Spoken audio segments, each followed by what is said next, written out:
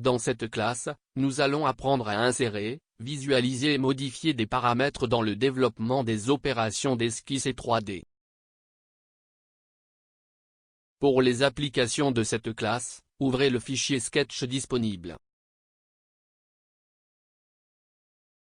Nous allons dans l'environnement d'esquisse de cette pièce en double-cliquant sur Sketch 1 dans l'arbre du projet.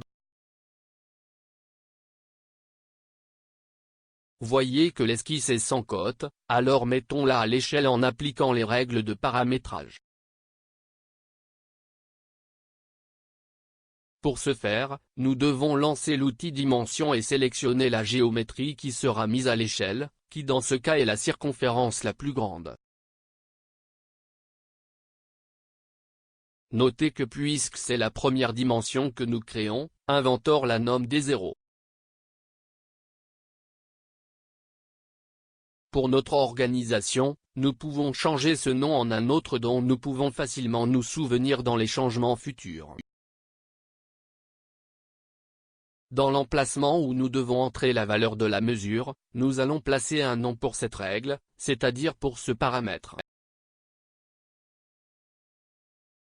Nous tapons le nom external, qui sera le nom de cette dimension, puis nous mettons le signe égal, de sorte que l'inventeur comprenne qu'il s'agit d'un paramètre.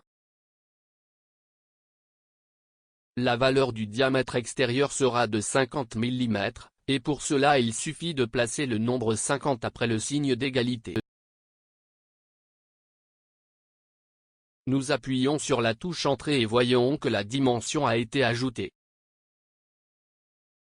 Notez que lorsque vous essayez de modifier la valeur de la dimension, le nom n'apparaît pas dans le champ modifiable, mais uniquement dans la valeur. Nous verrons comment vérifier le nom de chaque dimension plus tard dans cette classe. Répétons les opérations pour les trous. Dans ce cas, le nom de cette dimension sera holo. Nous mettons le signe d'égalité, et dans ce cas, la valeur du diamètre des trous sera le résultat du diamètre extérieur divisé par 5. Pour ce faire, nous cliquons sur le quota du diamètre extérieur pour l'ajouter, puis nous insérons le signe split, qui est la barre, et finalement nous mettons le nombre 5. Pour que tous les trous aient la même valeur, nous ajoutons la restriction d'égalité entre eux, voire.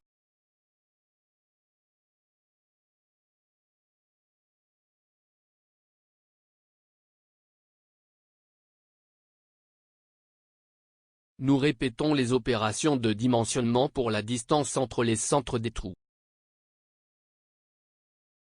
Dans ce cas, le nom de cette dimension sera centre. Nous mettons le signe d'égalité, puis la valeur 30, qui sera la distance entre les centres.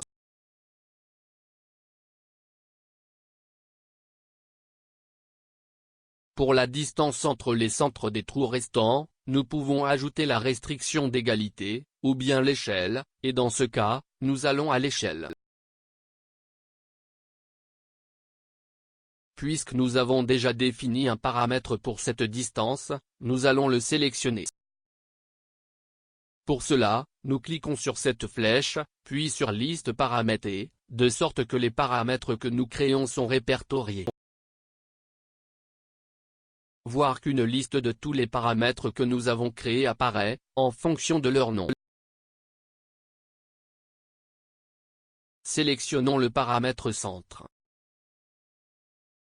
Nous pouvons appliquer une opération mathématique, par exemple en ajoutant le paramètre centre à une autre valeur. Dans le cas où, comme sera la même valeur, nous ne laissons que le paramètre et appuyez sur Entrée. Nous cliquons sur Finish Sketch et lançons l'outil Extrude. Nous sélectionnons le profil qui sera extrudé et à l'endroit où nous devons entrer la valeur de l'extrusion, entrez le nom épicif et mettez le signe d'égalité. Nous cliquons sur cette flèche, puis cliquez sur Liste paramétrée. Nous sélectionnons le paramètre heure et soustrayons 5 mm, De cette façon l'épaisseur de la pièce sera la mesure du diamètre des trous -5 mm. Nous cliquons sur OK et prêt, la pièce a été extrudée.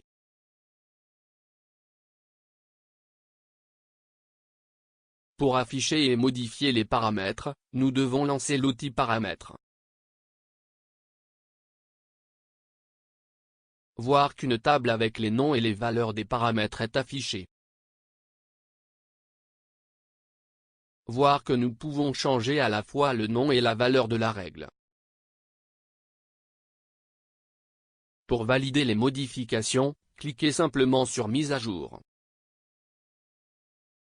Dans cette classe, nous apprenons à insérer, visualiser et modifier des paramètres dans le développement des opérations d'esquisse et 3D.